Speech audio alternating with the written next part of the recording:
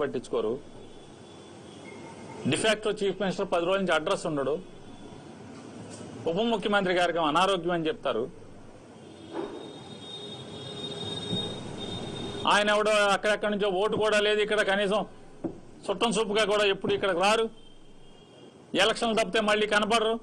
Andhra Pradesh safe hands అంటారు, LIC దీపంలాగా safe hands అని చెప్తారు. మా కష్టాలు ఎవడు చూస్తాడు?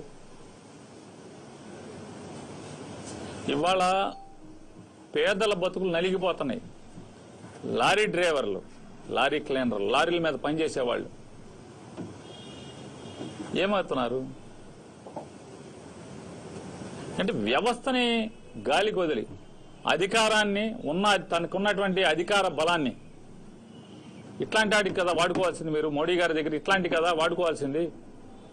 మాకు పెట్రోల్ డీజిల్ ఆగకుండా సరఫరా కావాలని చెప్పి కదా, లేదా వచ్చిన డీజిల్ పెట్రోల్ సక్రమంగా మీరు నియంత్రణ చేసి పంపిస్తున్నారా, పంపించట్లేదా?